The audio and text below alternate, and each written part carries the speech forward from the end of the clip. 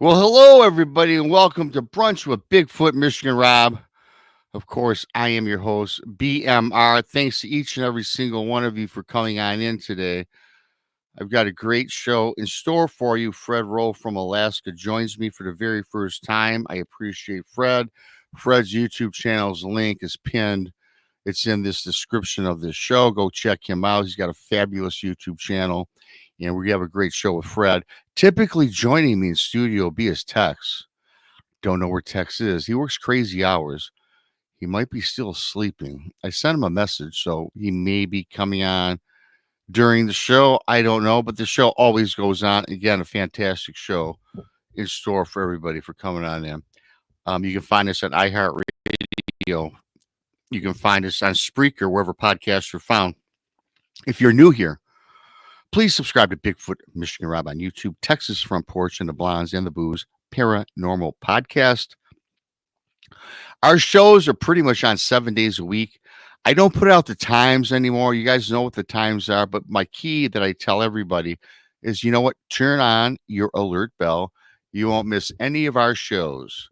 I suggest you do the same for Fred. You want to catch his shows. Again, fantastic channel, and we'll be bringing him up shortly.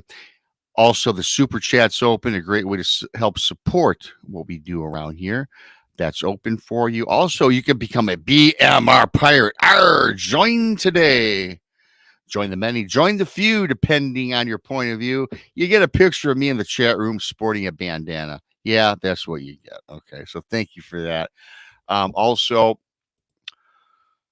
I've got to thank everybody that's bought my books. My first book was Bigfoot Michigan Rob Presents True Cryptid Encounters Book 1 on Amazon. It's been out for about a year and 4 months. My second book dropped in August, book 2, again on Amazon. Thank you for that. Type Bigfoot Michigan Rob in your Amazon browser, and you can find it. Great Christmas presents. Christmas is, boy, right around the corner already. We just got through Halloween. They're playing Christmas music now. I don't get that one. Thanksgiving's not even here. Leave a review. It helps promote analytics for the books. And subscribe. Find us also on Spreaker for podcasting. So I do appreciate you guys. Thanks for coming in. So with that being said, I'm not going to waste any more time. I am going to bring up Fred Roehl. Hi, Fred. Hey, greetings, Rob. Thanks for having me on, man. I appreciate you. I've been following you, like I mentioned, for a while now, and I've seen you on other podcasts, including your own channel with Sibylla, Doug Hijack, and watching your YouTube channel. I have to mention, Alaska's on my bucket list. I want to visit Alaska one day. And not only do you put out great content, great awareness for people, but man, what makes your show so brilliant is it's pleasing to the eyes with Alaska. That's such a beautiful countryside, man.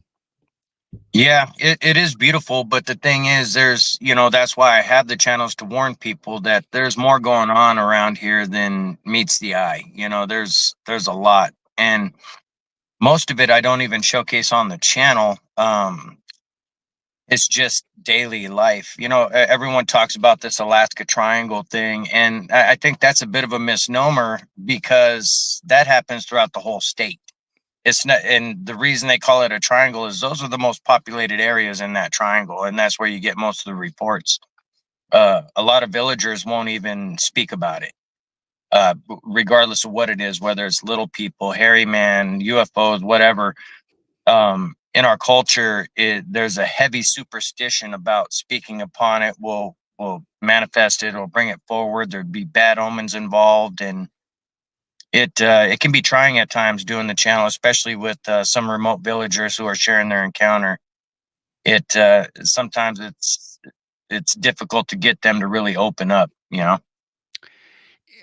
Well, that's justified too, because I've had an encounter in 2018. You've certainly had some experiences, which we definitely are going to get into today. But for me, when I first came across Sasquatch, I didn't want to tell anybody because I don't want to be judged and ridiculed. And it's really the basis behind why I started this show, is because they're out there. I believe that Bigfoot existed, Fred, throughout my lifetime, But now today I'm a knower, much like you are, I imagine you are. And really briefly, how did you get started with all this? Well, I mean, I was raised with the knowledge. We were warned as kids. Especially my Aunt Lucy, rest in peace. She was the main one back in, when we were little, when everyone would be off to fish camp and whatnot, and we were too young. She would watch us at my grandma's house, and she would always warn us, watch out for the hairy man. The hairy man will snatch you. But as a little kid, you don't realize the reality of it, because it could easily come. I mean, I was a savvy kid. I thought I knew better. Like, yeah, you just don't want me building my tree fort. But 1983, it became a reality when it screamed at me from about 70 yards away. And that really, for me anyway, it has been lifelong knowledge about the realities of what's going on out in the woods. And it never leaves you. It's one of those things that once your eyes are open to that, you can never go back.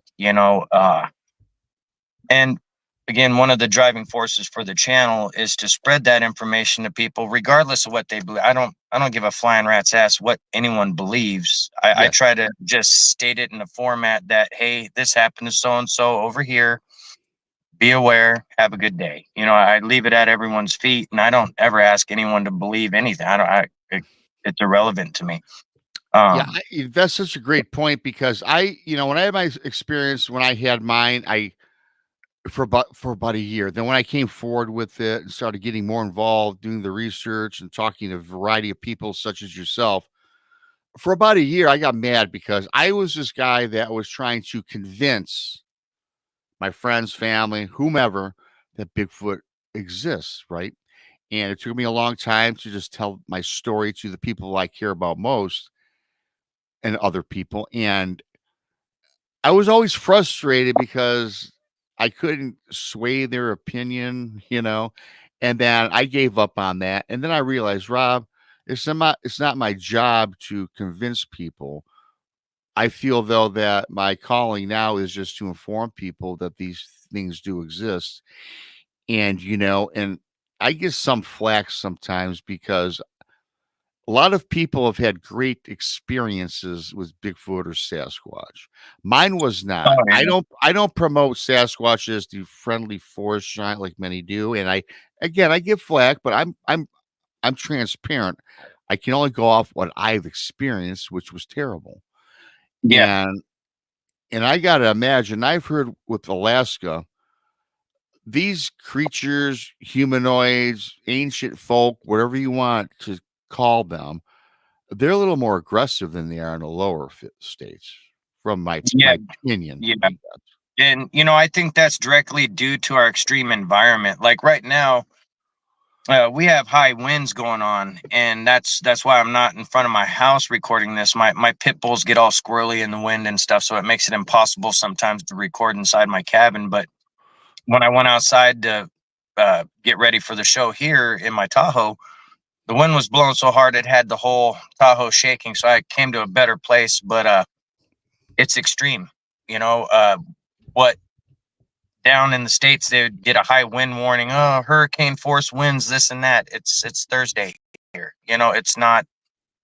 We have a different level of extreme, so it has to be real bad for the weather forecast to say, be aware of whatever weather conditions and whatnot. But I think the extreme environment, the short seasons for gathering resources, causes a lot of this conflict because a lot of the encounters I share are at hunting grounds, berry picking, resource gathering, basically. And there are the outliers where someone's just at their remote cabin and these things are around. So, but the majority of it is, dealing with gathering resources and things of that nature. And I think that really levels up the aggression because, I mean, everyone's there for the resources. And, let's be honest here. You hear something growling at you right over there. That's aggression. I don't care who you are. You're going to take that as an aggressive thing, regardless of whatever is growling at you means by it. Even dogs will growl out of fear, but you never know. And that's the thing of it. We have, I mean, by statistically speaking, we have what, 500 to 2,000 people go missing up here every year. That's crazy. That's crazy. And grant you, they don't always update the list when people are found and all that kind of stuff. But even if a handful of those are taken by these beings, that's too much, and that's kind of the focus of my channel, is to just warn people, like being bear aware. Like we were saying, I don't care what they believe, but just listen to what's being said. You might pick up on something like the owl hoots. Those are some of the creepiest sounds to hear in the wild. An imitation owl hoot, that's just it'll startle you, and another thing up here, not all, but a good portion of the people are armed. So if something is growling at you over there, your instinct is to point a gun in that direction and be ready, Mm-hmm. if not take pot shots at it. You were mentioning about Alaska. A lot of people do turn up missing in Alaska. Now, I think that's from the elements. I think it's from people that should not be out venturing off into the wilderness, and people that don't have the skills, survival skills. And that's just, I think that goes with anybody in any national forest or park throughout the lower 48 is it? Yeah. However, though, when it comes to the Bigfoot, do you think that is attributes to some of the missing? I firmly believe that. And the reason being is it's all anecdotal, but just our oral tradition dictates that. And many of the native tribes up here do. And the thing of it is when you're off somewhere remote and there's nothing else around and you go missing, we don't hear their side. We don't hear their side of the story. You know what I mean? So, based on my own experience, in 2006, it's one of those things where I could see how quickly things go left and how it can become a life and death situation, in regards to dealing with these beings. And that's my main push to get the word out, You mentioned 2006, and I was watching Sibylla Irwin, again, a great friend. And I got to tell you, you had an experience, and you can talk, you can go wherever you want. You're the guest, but I got to tell you, I watched that, and you literally thought that you were, the prey, right? Yeah. Yeah. And it wasn't mind speak or anything like that, Rob. It was just the look in its eye. I instantly knew I was food. There was no question. There's a different energy in the air in those circumstances, and it's hard to put into words what that feels like, but we all have it in us. It's that primal fear, that primal understanding. And in that moment, when it looked at me, I instantly knew it wasn't good. I mean, it was palpable, and that just, within 2 microseconds of it looking at me, I'm shooting through the wall at this thing, because it was like, get off me. I felt it like it was standing over me. It was, the window was maybe 3 feet at the most away from me where it was looking at me, but that pressure, that it's really hard to put into words. The only way I stopped shaking was to just resign myself to death. I had no other, I saw no other side of it. I didn't see the other side of getting out of there or any of that. And by accepting that I was going to die was the only reason. I was shaking real hard. It was rough, man. It was rough. Were you by yourself? I don't remember. I'm sorry. I apologize. I don't remember. No. I was with 2 relatives, an elder and a cousin. But yeah. And the thing of it is when, a quick overview of what happened is Sure. 06. We got up to this little shack on the Nuyakuk River, and we were going to do some prospecting stuff. It just nothing major or anything, but the elder was like pointing out where he wanted some sample buckets from to, run through the sluice. They were playing cribbage and talking, and the whole place, kind of creaked, and there was no wind. Something large pressed against it. And when I looked over my cousin's shoulder, I saw something dark move in front of the window and whatnot. So we assumed bear.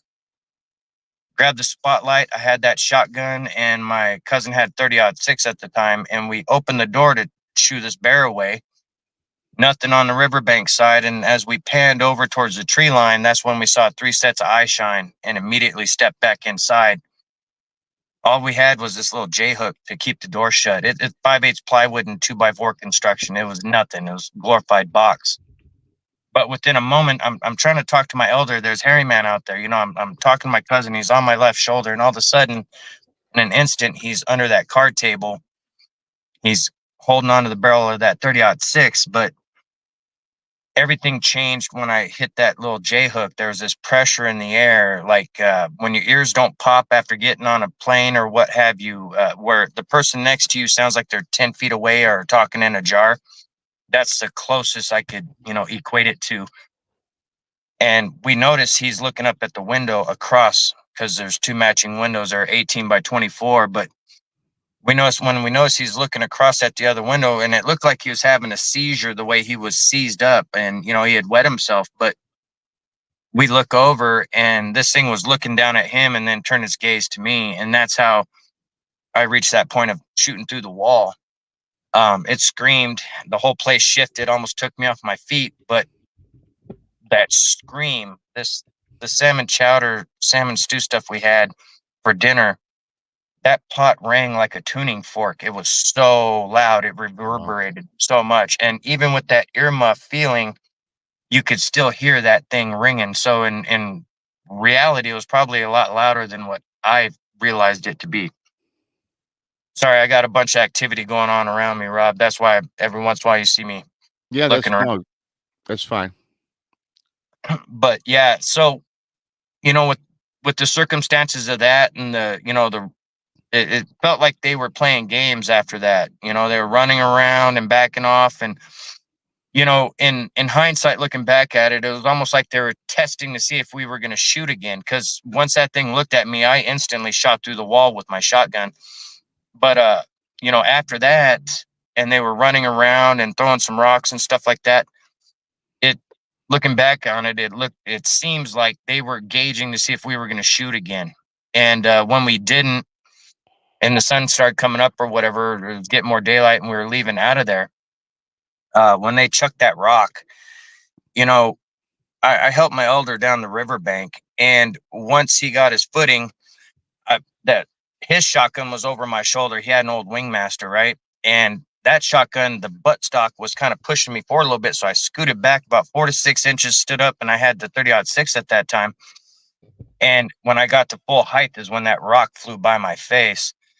That rock already had to have been in the air, coming from the distance it was. That's what really, when that rock flew by my face, it was slow motion instantly, and I followed it, with my eyes, and it impacted about 3 feet of moving water, and it hit so hard, it hit the bottom before the water could close over it loud. And, that's when I turned and I saw the big dark mass coming out of the trees, and I put 3 shots on it with that 30-06. And I've never felt so deflated in my life, because that same 30-06 is the same one we used to kill walrus, beluga, moose, bear, all of it. Never had an issue using a 30-06 until that day. But when the 3 shots were ineffective, it just stopped moving forward. This thing is 13, 14 feet tall, 5.5 feet wide.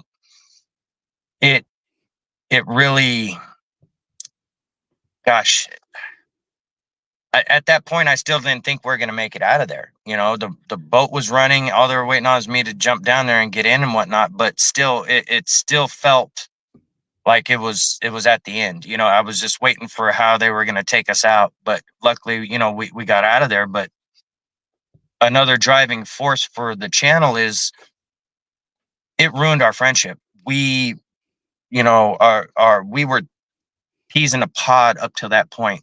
And that happened when I was 31 years old. I'm 49 now. But when that happened, it totally ruined a lifelong. I mean, we were tight. We were the 3 amigos. Any kind of adventure to be had, we were all doing it together. The same cousin was standing on my shoulder or right next to me with a sow charging us. He kept his cool. and it was actually his shots that ended up stopping the charging sow. So, And really quickly, so this event that unfolded for you, it kind of dissipated your friendship with your elders? it killed it. It killed it. Because me, I didn't care. I'm telling everyone with a pair of ears, hey, watch out up on the Nuyakuk. You know, they tried to get us. And I'm pointing out, hey, my elder, my cousin, you know, they were right there with me.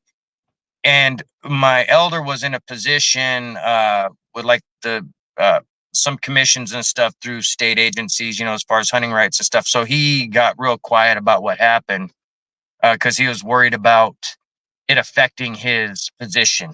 And my cousin just didn't want to talk about it because of old superstitions and whatnot. And so I basically felt like I was left in, you know, hanging in the wind.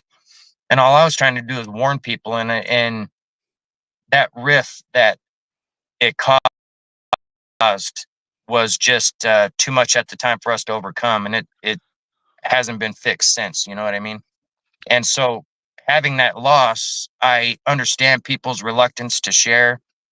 uh, I can empathize with them, you know what I mean? And because of my experiences, I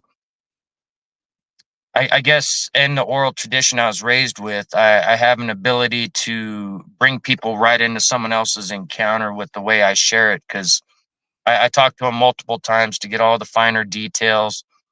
And well, I mean, you've seen my channel, you see how I do Yeah. it. I do my best to be as thorough as possible to bring whoever's listening into it so they can get a better understanding of what it really feels like, you know, because let's be honest, if I was to just read a static email, you know, hey, so and so did this, that'll have an impact for sure.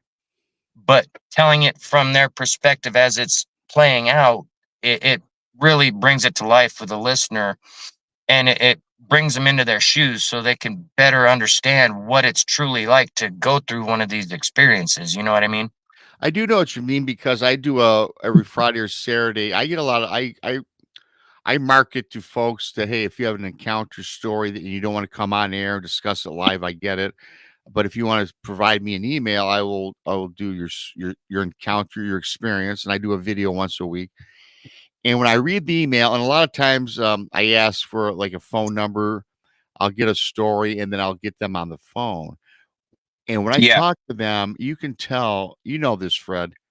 You can tell by the trembling in the voice, the stops, the iterations, the some people almost are somber. And you know that they want to share this, but again, not Right. go publicly and show their face. I get it. And it's a feeling you get. You know when someone's BSing you Oh, versus just yeah. wants Yeah. 15 minutes of fame. Yeah. I'm a fisherman, so I got a PhD in bullshit. Um, Sure. but yeah, you know, it's one of those things where I don't talk to the people multiple times to like vet them in any way, but it's easy to weed out the crap because everyone I've talked to, and it's been hundreds at this point, no one has ever said, "Oh, you're gonna like this. This is great," because that's not how it goes down. No one up here that I've talked to, even a guy Dan who was saved by a female when he was 10 and lost. I was like, "That's the first I've ever heard of a good experience. How did it feel?" He goes, "I felt like they were getting rid of a nuisance. I didn't feel all warm and fuzzy." He was scared to death. He's guessing that they were getting the nuisance away from their area because there's a lot of search and rescue helicopters, planes, and all that kind of stuff. So even the guy rescued by a female, he viewed it as they're just getting rid of me versus having to deal with me missing still and all that kind of stuff. So in that context, every other story I talked and person I've talked to is just, it's never from a place of, oh, you're going to like this one, Fred. This is a good one. Because anyone who comes at me with that, I'll hear them out, but I don't showcase someone's encounter because they say it's a good one. You know what I mean? I have I to do. talk to them several times. There's nuances like you're talking about, you know, just inflections in their voice when they're talking. You can easily pick up someone who's trying to remember something they made up versus someone who's just caught up in the moment and remembering it. You see what I mean? There's a difference there. And so those are the stories I showcase. You know what I mean? Yes. Those ones that are obviously organic. They're not these people. None of them are out for any kind of fame or any kind of accolades. They just, hey, I see what you're doing. I've been there. Here's what happened with me. You know, feel free to share that. And most of the time, people don't want their name out there because of the ridicule. You know, Yeah. I Yeah. talk to law enforcement, military, doctors, lawyers. I mean, it runs the gambit, you know. So, It does. You'll get everything, professionals, non-professionals, educated, non-educated, it doesn't matter. And I'm like you. I when I talk to somebody, I'm not vetting them like, oh my God, I'm not looking to debunk their story. And that's why I like to speak with them to hear the voice interactions. Or we might do a face-to-face like on the phone where we have the ability to do that now with technology. And it's like, yeah, okay. And the only thing I might look up is like the location that they say they're at. I might look it up on Google Maps and say, oh, okay, yeah, that's an actual place. But I don't do that because again, if you were to hear my story, it's kind of unbelievable. And I must tell you, that roar, that scream in unison, which would happen to me, that's something that when it happens to you, it's something you can't process. I was looking at something 9 foot tall, I couldn't process. yeah, And it's almost like everything went still in slow motion. In fact, my vision went from clear to like almost a grainy black and white, and that's just something that you can't explain fully to people unless they're there, right? And and when you talk to the folks, it's like you can tell one way or the other. And again, I will put stories out there. Rob say, "How come you put out this boring encounter?" I get that, believe it or not. I said, "Man, I don't care if you come across something that's supposedly not supposed to exist. You can't process it.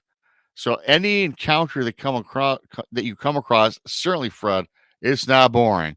You had to be there. It's frightening. yeah, yeah. And you know, I understand there's a large portion of people that view these as just stories, and they want to hear a good, scary story. You Yeah. know, and okay, fair enough. But uh, you know, that's not the purpose of it. No, As you no, not know, it's not mine at all.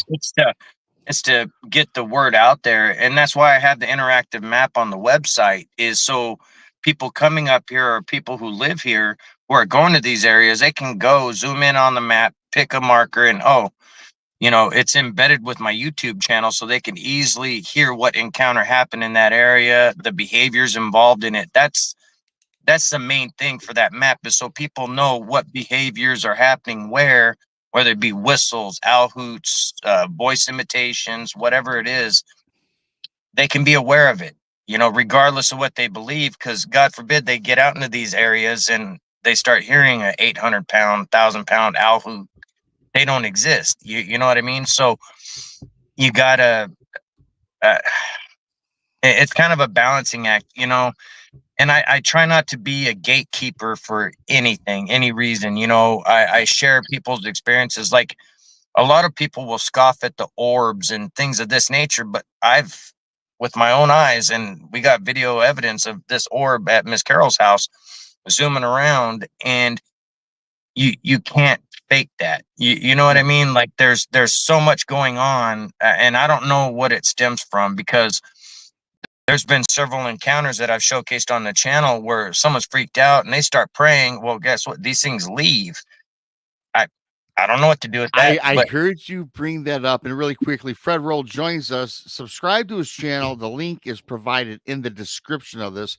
It's called Subarctic Sasquatch. Fred, you're approaching like 25,000 subscribers. I highly recommend during the show, after the show, go subscribe to Fred. If you're new, please subscribe to Bigfoot Mission Rob as well. Thanks to everybody for coming in. Isn't that odd that I hear that a lot? So when you suggest that you start praying and all of a sudden, whatever it is you're dealing right. with Well, see, and goes right. away. Well, I never jump on a soapbox on the channel, as you see my videos. All I do is Right. showcase what that person experienced, the Absolutely. circumstances with it, and I leave it at that. I'm not out to evangelize anybody, because Yes. believe me, I I have a bunch of heathen prayers I could start spitting out, but it's just I find it interesting that in these instances, and there's been several, but I don't gatekeep that stuff. Whether it No. be Orb, someone prayed to Jesus, this thing took off screaming. It's not for me to decide whether or not that's what's going on. It's, hey, this is what's purported to happen, and take it at that. I mean, I understand. And hey, listen, we've all heard about the orbs, the UFOs. Now, first of all, with Alaska, Alaska's got it all. UFOs, perhaps aliens. We got all these cryptids, Sasquatch, and others. And I will tell you this, I find more and more, especially since I've really been doing a deep dive over the last several years, isn't it? It's very common for somebody to report an orb, or maybe even seeing a craft, unidentified craft, and then lurking in the distance is a shadow of a Bigfoot. Have you come across it a lot in Alaska?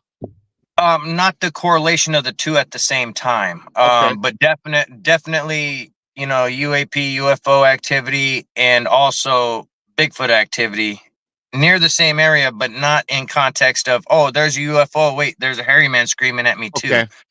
There's never been any yet. I mean, I don't know if it's happened or not. I'm just, uh, sharing what's been shared with me, but there's never been anything to join the two in context of one particular experience.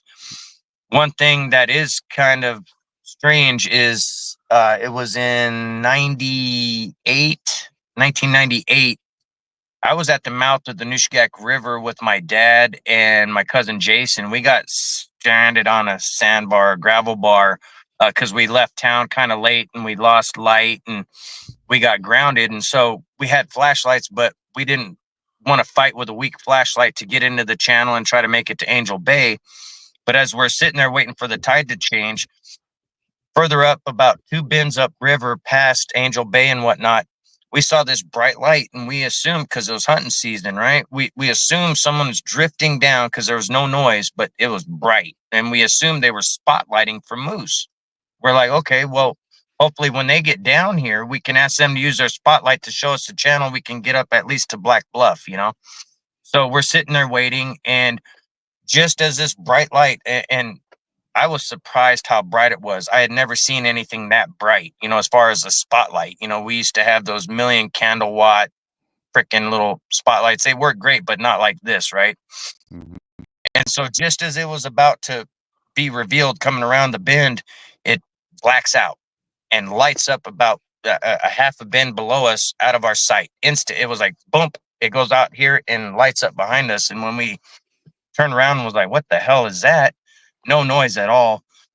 My dad is a Vietnam veteran, and one of his rules when you're in the boat with him is no loaded firearms in the boat. Like when you're getting ready to get out of the skiff, then you load your gun, but no loaded guns while we're traveling, right? That was just his thing. He immediately said, load the guns and give me one. And again, he's a Vietnam vet. He hates guns, but in that moment, he was like, give me that gun. But the reason I bring that up is in 1983, that Black Bluff is the same bluff that a hairy man was screaming and throwing rocks at our fishing boat when we were coming back from hunting camp. We got caught up in some of the same gravel bars, and we had to wait for the tide to change and whatnot. But this thing started screaming and chucking rocks, and they opened fire on it several times. It dropped down a couple times, jumped back up and was chucking more rocks. And it's like these things happen in similar areas. And I think it has to do with these ley lines and energies, because I've tried to find maps of ley lines, you know what I mean? Because Yes. I felt that energy in that shack. I felt the energy change. And unless you felt it yourself, you can't recognize it, right? Or if you do, you don't know what it is. But there's an energy change when these things are going on. And that's one of those other driving forces with the unanswered questions that kind of move you forward. Like, well, why? What's with the energy thing, And I can't find a decent ley line map at all. There's places that charge you for it. I paid money to try to get one of these maps, and it was like, it made no sense. You know what I mean? And so if anyone out there knows of a reliable source for ley line maps, let me know.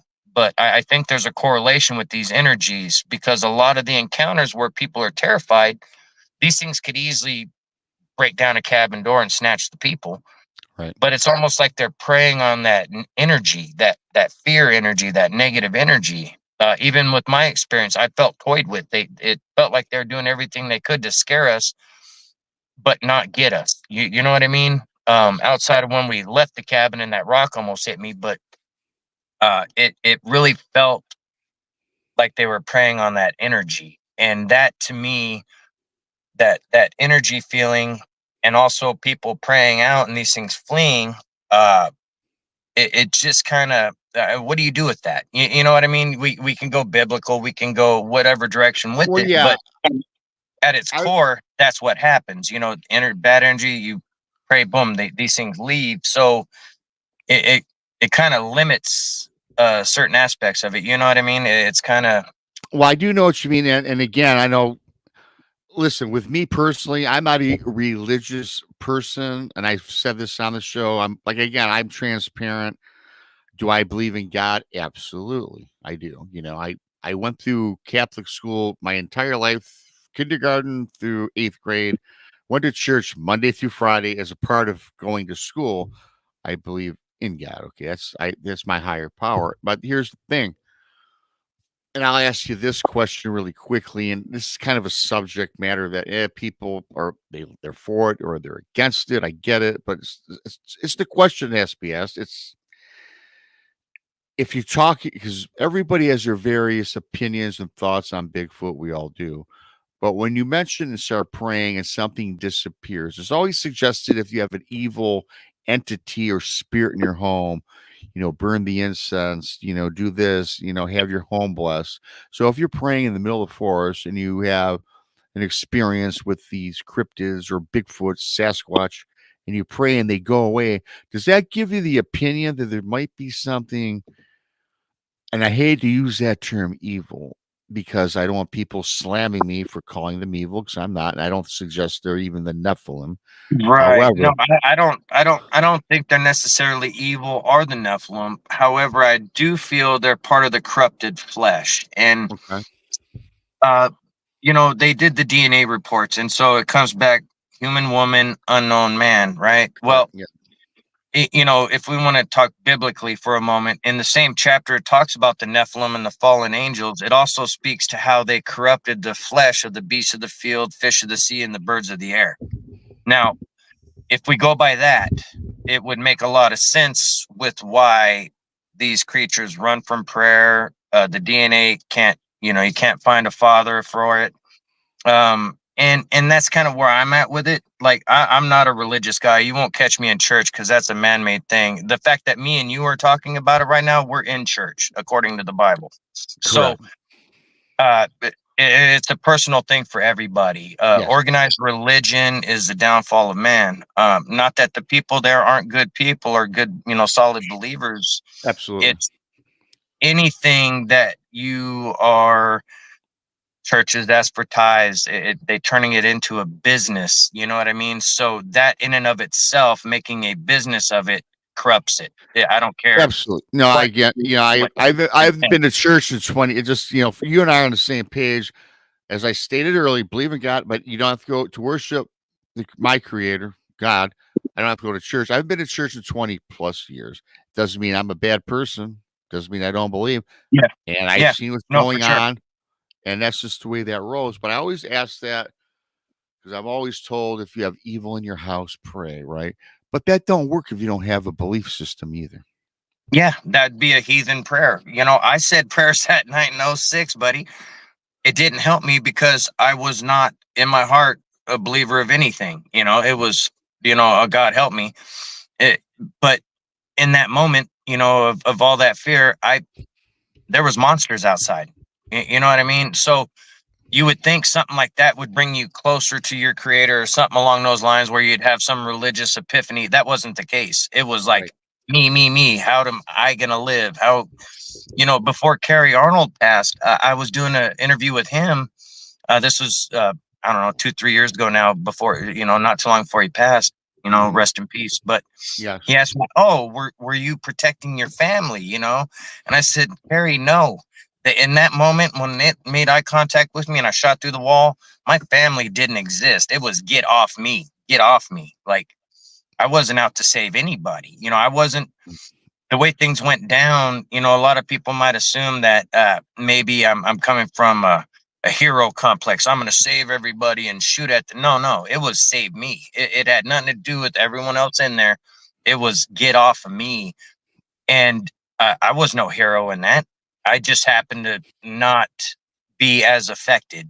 And that's the only reason, I'm here right now is, okay, I mentioned earlier how I had just resigned myself to death, right? And hearing that is one thing, but when you actually experience that, one of the downfalls of that is you lose a whole lot of joy in your life. Even to this day, it's been almost 20 years. I go out in the woods. I uploaded a video yesterday. I'm spinning little donuts, on my 4-wheeler out on the ice or whatever, but it's beautiful, pristine, gorgeous. However, I'm not having as much fun and joy from that as I would have pre 2006. You know what I mean? It really takes a lot of joy out of life when certain situations like that happen. And so, like with the channel, when someone's sharing their experience with me, I take it very serious because I know how it feels to self-isolate, drink too much, a number of things. There's people who are self-medicating right now because they're trying to cope with dealing with something like this, and that to me is the tragic part. People are ridiculing them. They have nowhere to turn. And, it's not a I calling. I'm not trying to be a martyr in any way. It's just no. because I understand how it goes. I get a lot more people reaching out to me. You know what I mean? Yes. Like, there's No. other people in Alaska that are doing what I do. And not very many people are reaching out to them. And I think it has to do, I come at it organically. I Yeah. don't hold back. I just keep it. There's no theatrics. There's no excess production in what I do. It's just, hey, Fred in Alaska, thanks for joining me. Blam, blam, blam. Gotta go. Yes. Right. Right.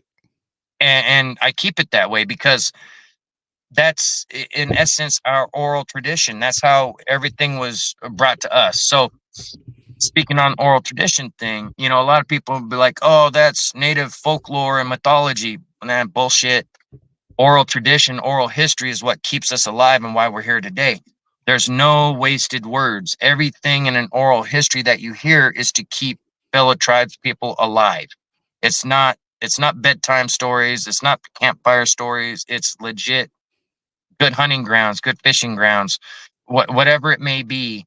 All the warning signs. Watch out for this. Don't follow whistles. Don't go alone in the woods. All this stuff is to keep us alive, and that's why we're still here. And so when I'm sharing someone's experience, I try not to jump on a soapbox and pontificate on something, or whatever. I just leave it at what happened with them, and in essence, keeping it as a modern oral tradition to keep it what happened to them and leave the rest out of it. You know what I mean? I understand completely what you're saying. I've got like 100 emails I haven't even gone through yet, and when I do their story, if they don't want to come on, I don't edit nothing. I don't change the narrative. Now I might have to rewrite something because some people, it's kind of hard to decipher what they're Right, texting. right. That's the only thing I do, and I tell it from their heart, from their perspective, the best I can, because I feel a lot of their stories. I'm very empathetic because of what happened to me. Hey, you mentioned about you going through some trauma. I know I had PTSD and had traumatic experiences, hence the reason why I wrote 2 books and do the channel because I owned a business, dude. And for 6 months, I went to my barman. I owned a bar, and I went to my bar manager. I said, "Here's the keys. I'm not telling you anything else. I'm back when I'm back. Don't rip me off. Put the money in the bank, man. Because I went through something I couldn't process. People thought I was full of bunk. My girlfriend died 2 months later. I was going through a lot, man. Yeah. And then I Yeah. realized that I can't be the only person that's had this happen. I'm not suggesting that my girlfriend died because of the encounter, but I tell you what, at that time, I thought I came across evil because that thing metamorphosed from a humanoid, human-looking creature into what I always say a demon, and I never retract from that. Today, do I think it's a demon, Fred? No, I do not. But the metamorphosis and the losing, I couldn't move right during this experience. I was in shock. I was frozen in time, Yeah. and I said, and again, I'm not on a soapbox, but I know there's many people like me and you and everyone else out there that are just need to vet. And I tell you what, the best thing I ever did was verbalizing it on other channels' live shows. It was great therapy Yeah. for me and got me together. Yeah. Then I went back to work, business as usual. And that's what Yeah. you do, and that's why I enjoy your channel. It's everybody's subarctic Sasquatch Fred Roehl on YouTube. Please subscribe if not Oh, already. it's subarctic Alaska Sasquatch. I'm sorry. But Yeah, you wrote it down. Again, I can't write. Yeah, yes, but the link is pinned in this. So just click on his link. That's the right. best way to do Good. it. Click on his Fred's link. You mentioned earlier about the rock throwing. Rocks were Yeah. thrown at my boat during my experience, and you said the one like whizzed past you. Do you think that they purposely did it not to hit you, to scare you, or do you think they missed? Because I think that they probably could hit any of us from any distance.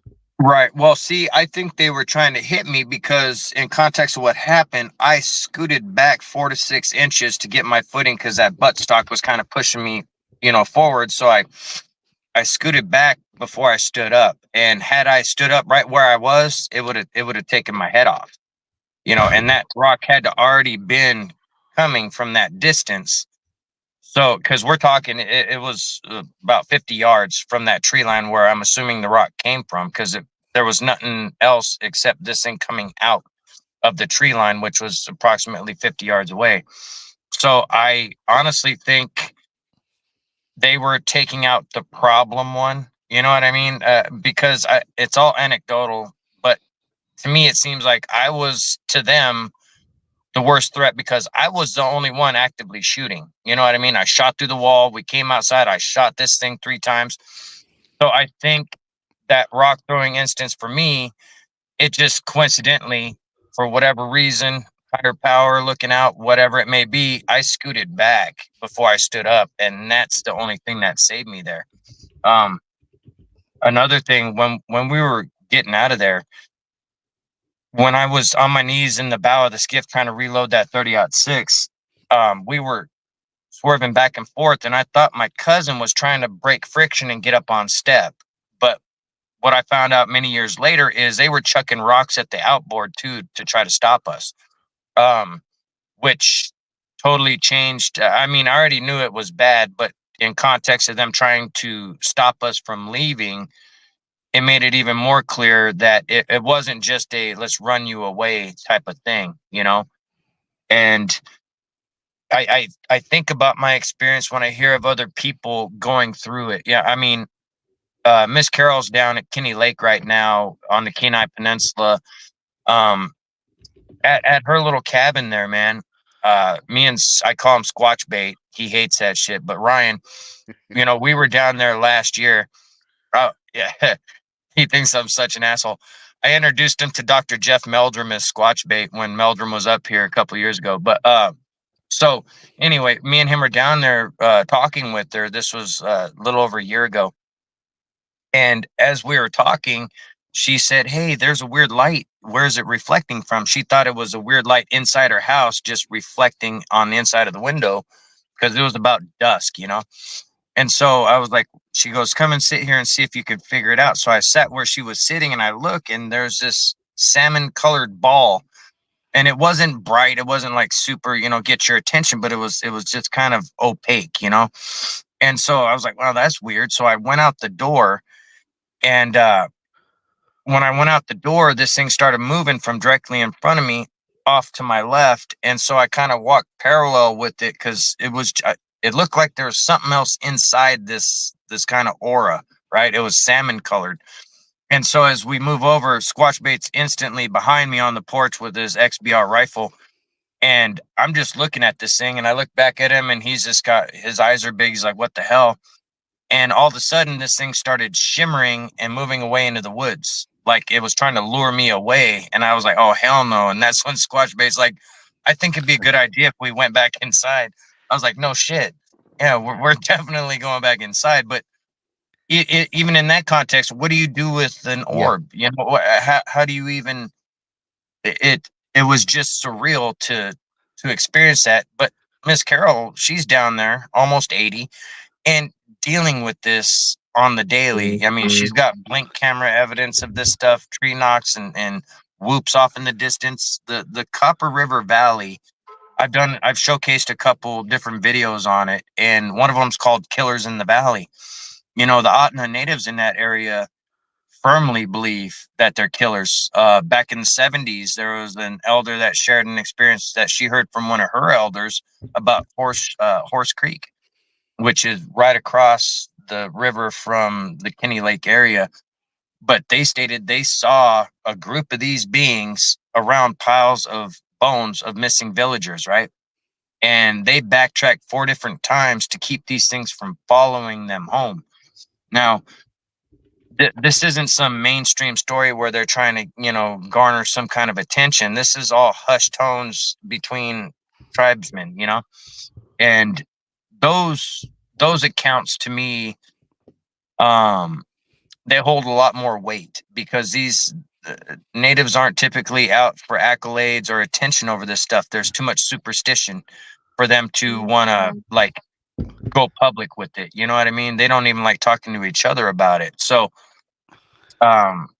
just gosh, it's so in depth. Like I know I'm kind of bouncing around with Miss Carol and the natives. No, you're fine. I love it. Great job. Great. People are loving you right now.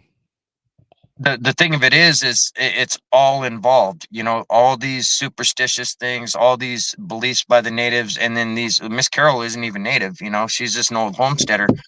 But the fact is they're all dealing with the same things. It's just from different perspectives. You know, one perspective is superstitious, the other perspective, like Miss Carol, keep telling her to take a break. She is constantly monitoring her blink cameras and stuff, which I guess it gives her something to do, but I worry about her health.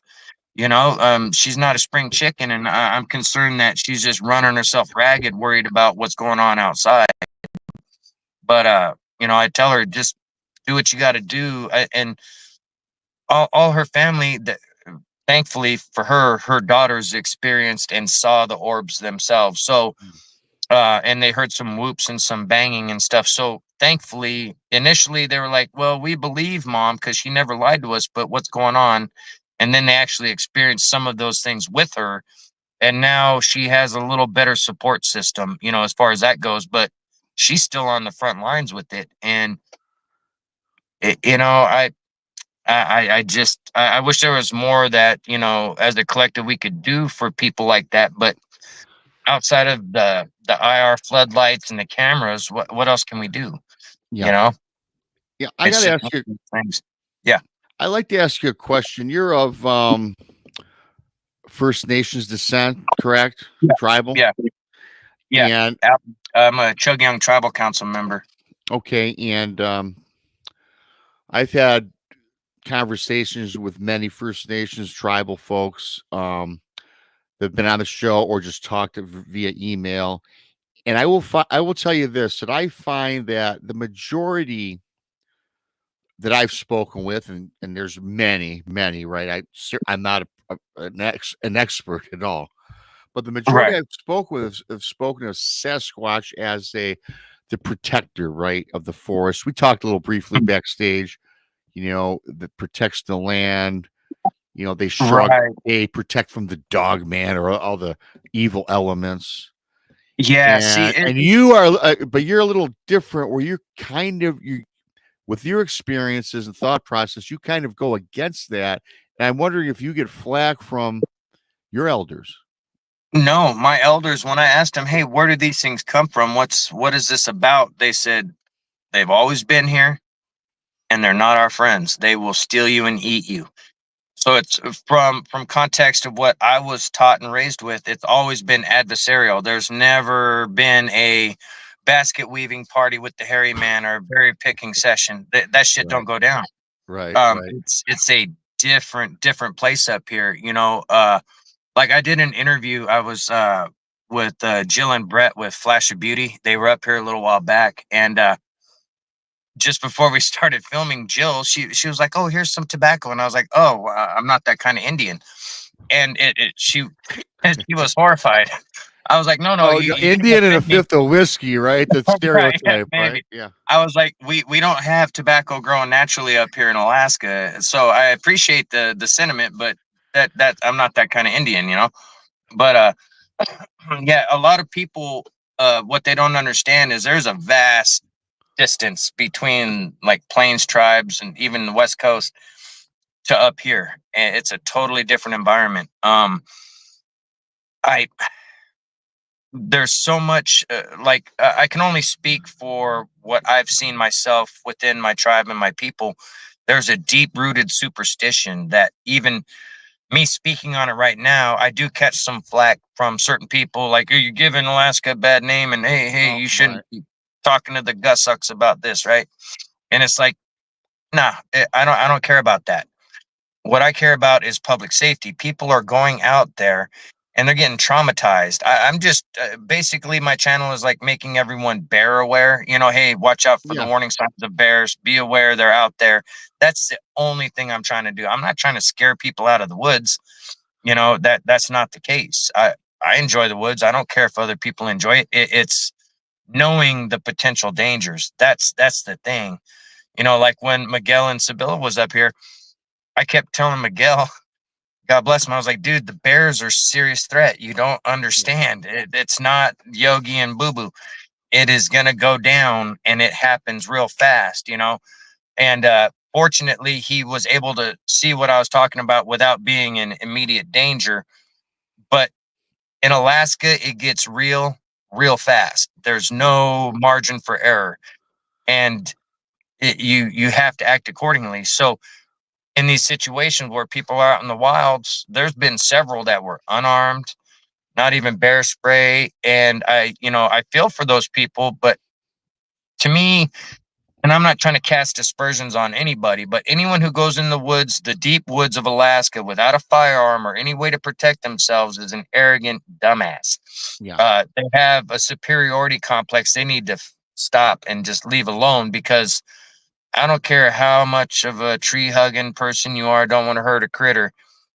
When that bear starts charging, you want something. You know what I mean? Yeah. No matter what a moose will stomp you to death. I mean, shit. Last winter, I was almost stomped to death 5 different times by the same moose on my property. But From Alaska, my that's understanding with moose, stay away. They will inflict yeah, harm and kill you. yeah, because they fight brown bears. They're not scared of you. Right. You know what I mean? They really don't care. But the the crux of it is awareness and to not be ignorant of your environment. You know what I mean? Because a lot of people they hear some of these encounters which aren't as intense or aggressive as up here, and they're hearing about it in a context of warm and fuzzy. No one got hurt. It just showed itself. It was peaceful, magical, blah blah blah. Okay, that's fine and great, but that doesn't happen up here. It's not that kind of environment. And so that's another reason for the channel is I don't want someone coming from a place of where it's peaceful and nice and there's only been, butterflies and rainbows to all of a sudden get up here and have the false image of, oh, well, that's a forest friend and they're going to protect us and this and it. That's not what's going down up here. I got a quick It's not. question. I Yep. understand completely. And Big Bird does have a question. And she asks, or he, I'm sorry, Big Bird, I wonder why your Sasquatch are so aggressive towards humans.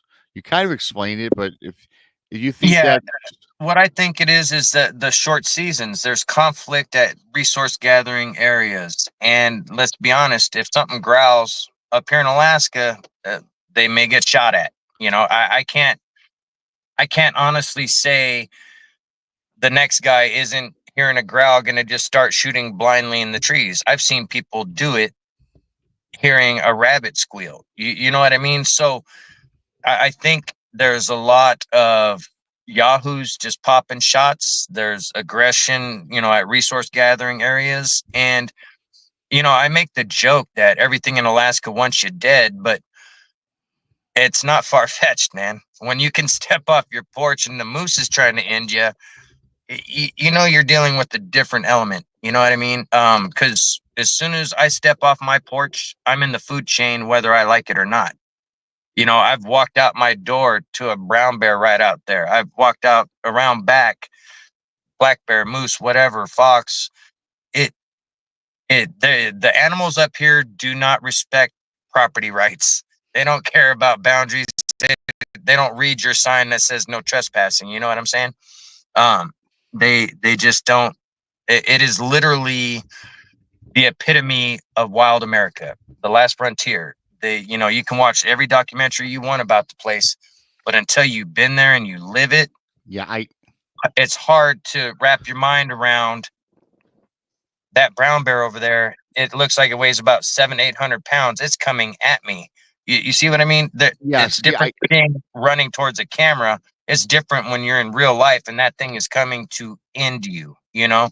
I And believe that. And I was thinking too of the vast expanse of Alaska and being in the far north as you can here in the United States, and with the way the weather is now, of course, they all adapt to the weather. They've been living there oh for their yeah. lives, but they're aggressive. Simply, they have to be for their environment, for their own survival.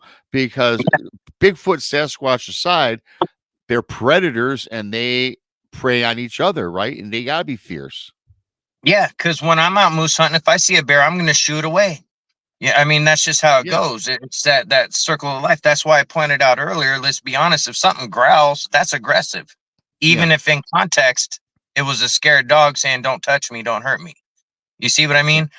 So I feel because I'm going to be honest, Rob. I'm biased. If one shows itself near me, I can't say I won't just giggle switch his ass.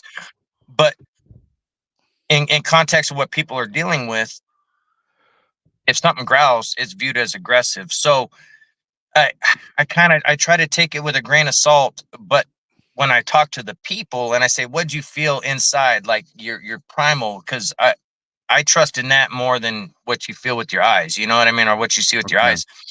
And the overwhelming amount of people say, "I felt for my life. I felt fear right, for my life." Now, whether or not that's accurate, I I can't say because we only hear that side of it versus, well, I growled to get that little hairless critter out of my way. You know what I mean? So I don't know what the correlation with that, you know, growl is, but you know, if it's growling at me, I'm gonna take it as it's not friendly. You know? and I got a question for you then too. I've talked to a lot of people, heard a lot of different stories about, yeah, a hunter that had a Bigfoot in their scope on their rifle, lined it up. They have it scoped in, and then they see it and they want to shoot, but then they see the face, and Hmm. then they have second thoughts because it looks humanish, right? Like a human being, and they were reluctant because they felt that maybe they were just doing something that they shouldn't do.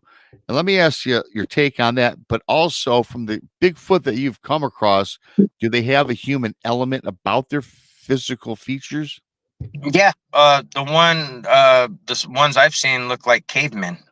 Just different colored skin. Some were ashen gray, like couple shades darker than like wet cement. To black skin to tan.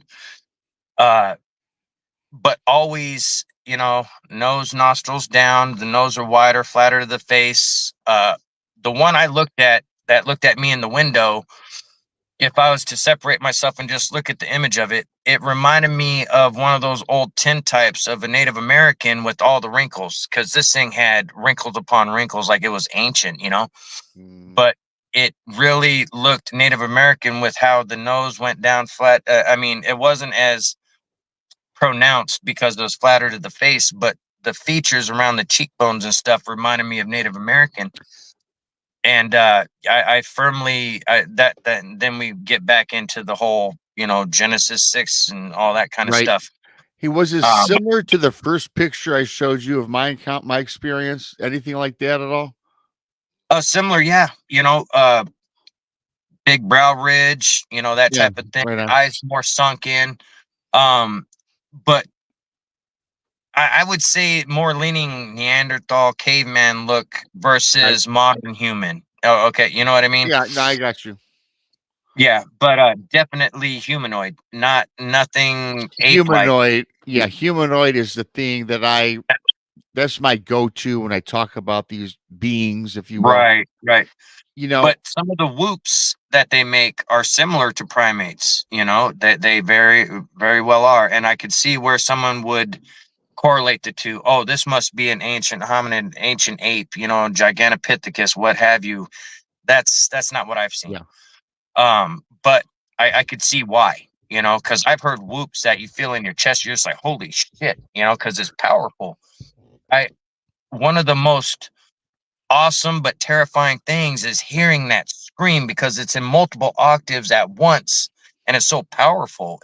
It runs the gambit from the stuff you can't even hear and you just feel it all the way up to the high pitched piercing sound, you know, all in one fell swoop. That to me is amazing but terrifying in the moment. You know what I mean?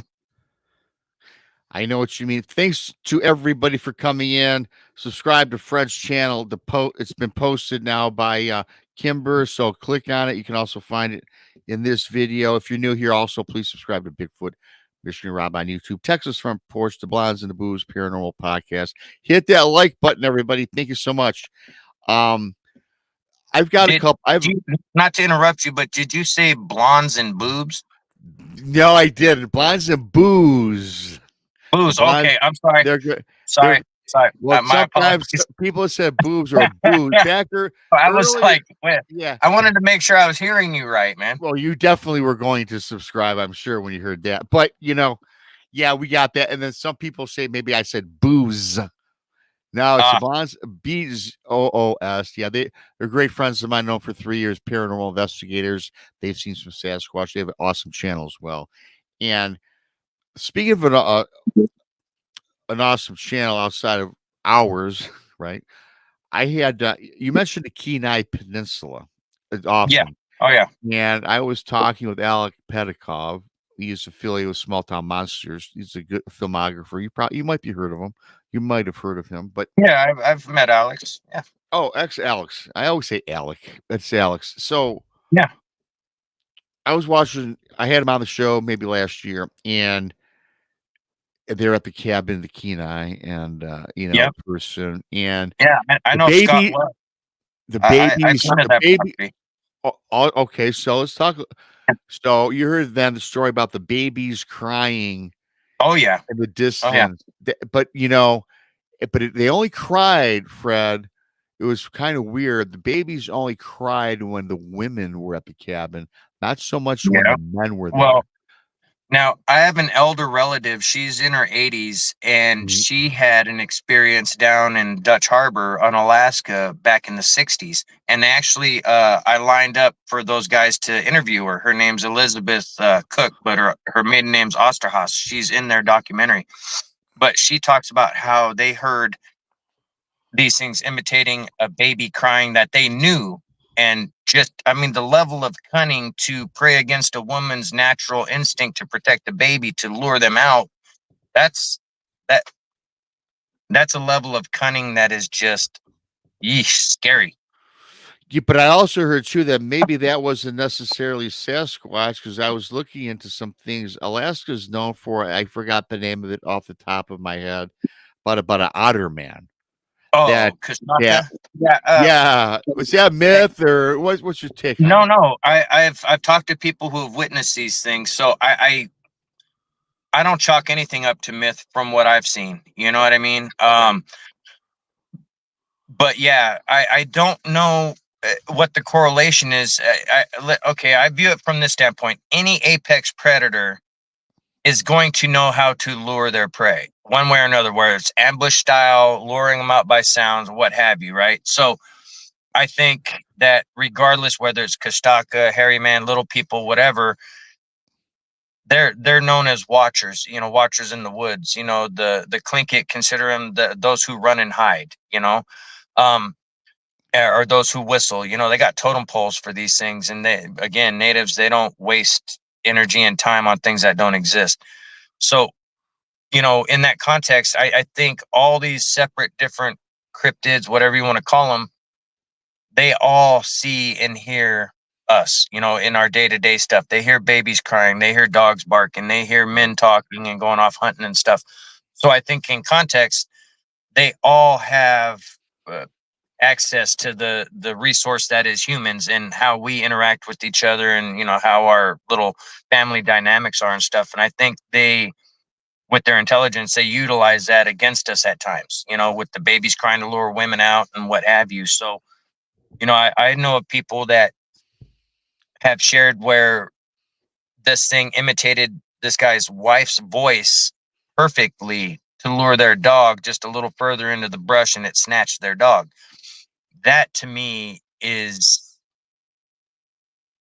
I mean, let's break it down for what it is. This thing is using someone's voice they just heard for maybe an hour or so while they're hiking on the trail, and imitating it perfectly. I mean, perfectly, to where the husband thought it was an echo, and he turns around, his wife ain't even, she's like 25 yards away, looking the other direction. It couldn't have been her, but by then their dog is snatched, so there's far more going on than I understand, and it's to be honest, it's really freaking creepy, man. It's really creepy. Because what do you do with that? Outside of places like me and you, where people will share, it's not like if it happened to someone who had no idea about this stuff today, and they go run into Johnny Law. Well, guess what? They're going to be laughed out of the building, or not taken seriously, or taken to visit, some doctors in white suits and with the hug me jacket, for observation or whatever.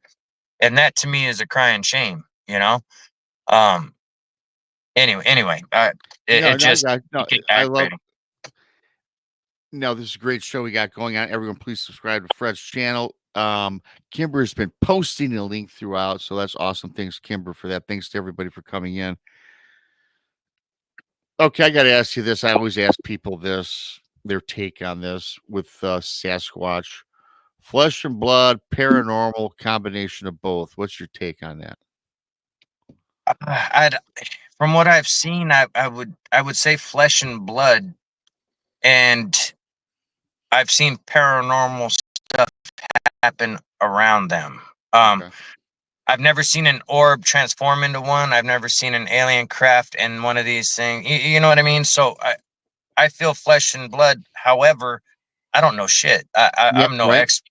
Nope. You know what I mean? So what actually happens versus what I've seen happen could be totally different things. Like, someone asked me, "Oh, are they pure evil?" I was like, "Well, when we were in that shack, I didn't see them dancing around a Ouija board before attacking us. So I can't Right. say they're evil. I didn't see them come out of a portal. I didn't. Yeah, I Yeah. didn't see any of that. There was Well, no mind. you can only speak on what you've experienced, and I get that. Yeah, And I give the cop out answer when people ask me that, when they turn the tables on me, and I can only go off my experiences and for what people that I've spoken with. I think they're flesh and blood with paranormal abilities. I believe they can cloak. I believe that people have seen them as a transparent entity. How can you explain them moving so fast? Yeah, I get it, a big gate, but for them to come up for something 900 pounds, 9 foot tall, to come up to the back of your tent without a sound. There's something going on with that. Now, of course, you can yeah, hear them crunching around your camp. I get it. But there are times where they just appear or they metamorphosize out of a stump. You think you're looking at a stump, Now, people have said they've seen a Bigfoot.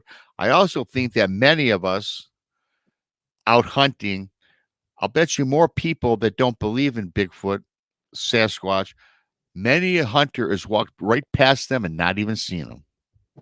Right. And speaking of hunters, I've talked to several who have been going to the same place 45 plus years. I mean, they've heard weird stuff, you know, when they look back on it and just chalked it up to, it must be some critter making some noise or whatever. But 1 20-minute instance where they didn't even see anything, just whoops, yells, screams, or whatever, they haven't been hunting since. You know, that doesn't ring friendship. You know what I mean? I never fear for my life when my friend's just over there in the bushes. You know what I mean? Absolutely. So that's where my mindset is, and I'm biased, man. Like I said, I couldn't honestly say if one showed itself right now that it wouldn't get, you know, something wouldn't happen. But again, you know, in the vast context of like what happens in the encounters, a lot of times it seems like the person's being driven out versus preyed on, you know. And I think the preying on thing, we won't hear those stories, you know, because there's, you know, we'll never hear their side of it. But I think when you don't listen to the warnings and get the hell out of Dodge, I think it can easily escalate to those going missing. You know what I mean? And that's the main drive of the channel, to try to get people aware to where maybe, oh, hey, that doesn't sound like a natural owl hoot. Let's get the hell out of here. And potentially, you know, save someone from some serious anguish, man. No, I hear you. And, you know, we got maybe about 15 more minutes to go. I wanted to ask you, you know, you've spoken with many people, interviewed them, shared their stories. You yourself have had more than just the one experience that you spoke about earlier. And if you're just joining, you got to watch the replay. Fred told us a fabulous encounter where he was the prey and had the sense that he might have been eaten had he been. If it could have turned, the tables could have been bad for Fred and his group that he was with. What are an account in Alaska you can reflect on, either personally or from a member or a person that spoke with you, that really was chilling, where it's like, wow, made you even think perhaps that, man, you know, maybe I should stay out of the woods for a week or so? Well, the one that still haunts me to this day, there was a guy, Don, who lived north of Trapper Creek. He had this dog named Rebel. He had retired to this little piece of property where he was at, and he had been there a decade. Rebel was about 7 years old, and all of a sudden, one fall, this stuff started happening with these creatures. They started showing themselves and all this kind of stuff. Well, the crux of what happened is Rebel goes missing, and they used Rebel to lure him out of his cabin. And when he came out looking for Rebel, they killed Rebel in front of him by smacking him against a tree. Oh man. That, listening to a salty dog, you know, wilderness guy break down crying, I had several different conversations with him, because when we got to that point of his experience, he just kept breaking down. So I gave him the time to get that expressed. But when you hear a serious man, a real man, not just some beta dude that's just weak, but a hardened guy break down crying like that over his dog, man, it's a gut punch, because what it takes for that man to express that to you is a lot. You know what I mean? So that's the one that really stands out. And it's in my playlist. It's RIP Rebel in the title. I forget the number. I try to number all my videos so that, you know, someone can go through and say I've watched 1 through whatever. But that's the one that really messes with me, because if you ever watch that video, there's a moment just as I'm getting ready to express what they did to Rebel where I had to do a micro reset, man. I was feeling the frog in my throat, and in my mind, I'm hearing Don cry on the phone over this, you know. So there's a lot going on, man.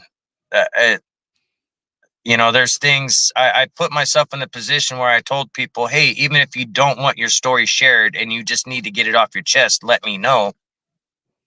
However, that's a blessing and a curse, because now I have a bunch of people that have told me their experiences that I told them I wouldn't share it publicly. You see what I mean? Just to allow someone to get it off their chest as a form of therapy to, start healing from it and whatnot.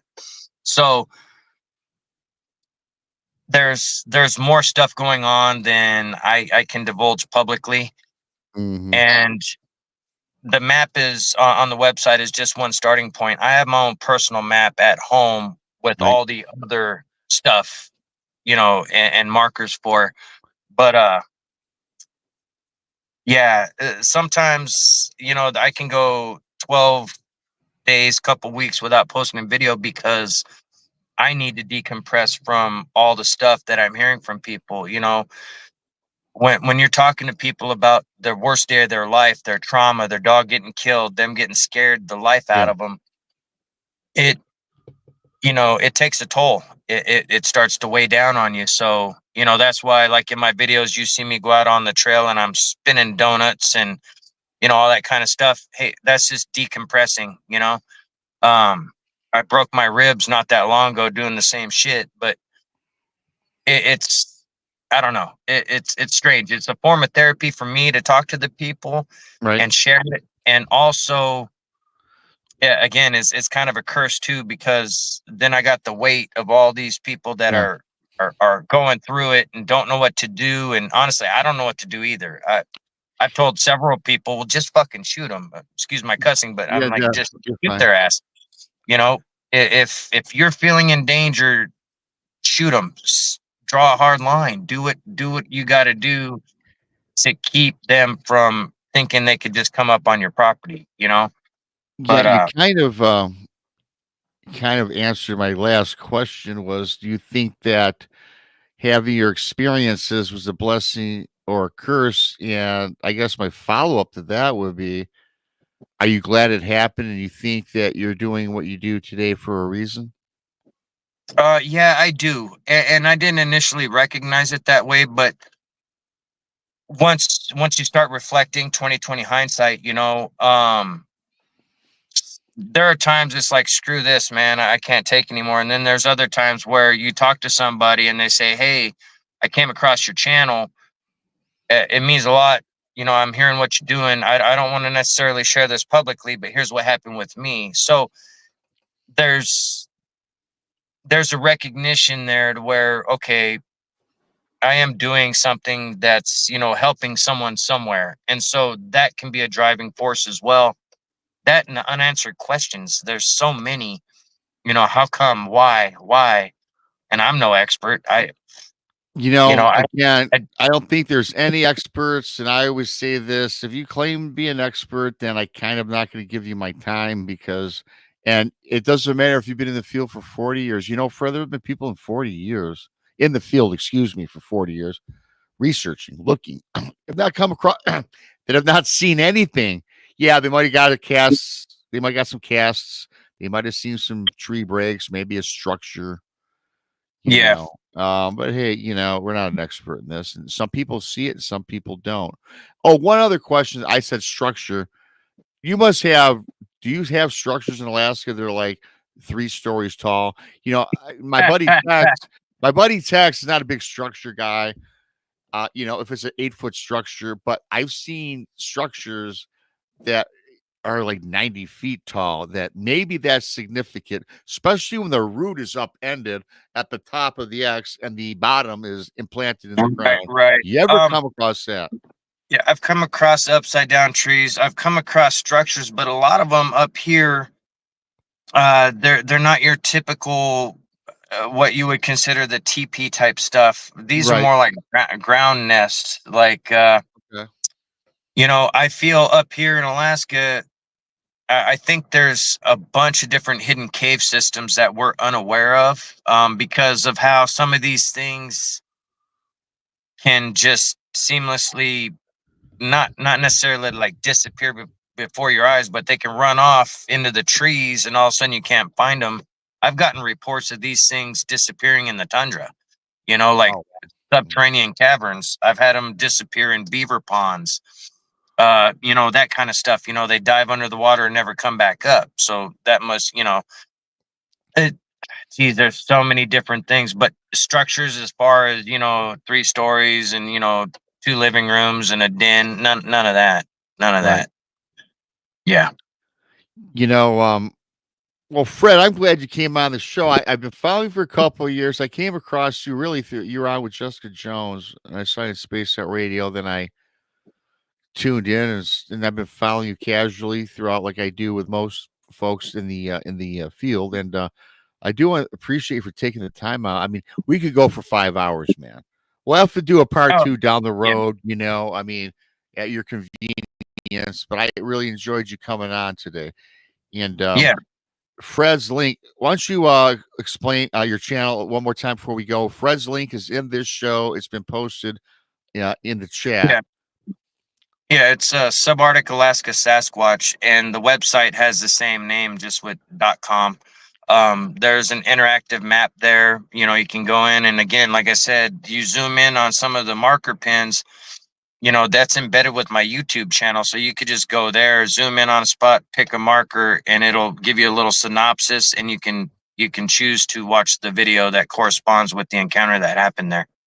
Awesome. Thank you for that. I also want to thank Miss Ginger Paranormal. She's been a pirate member for 6 months. Thank you, Ginger, for that. I appreciate you.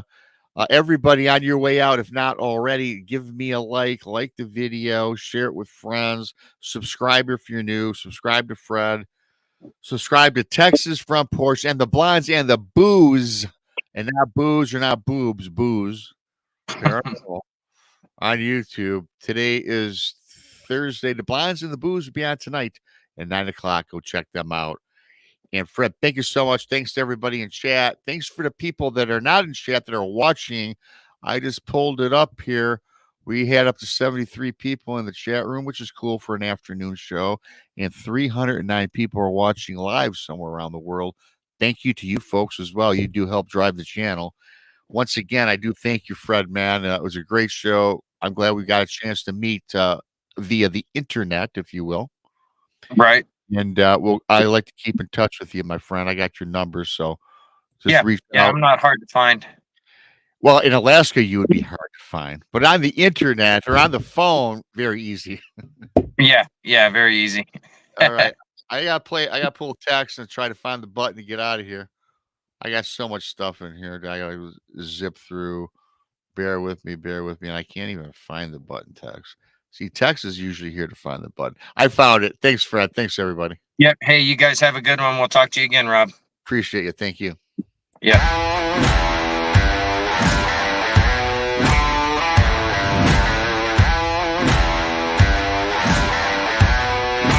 Are you ready?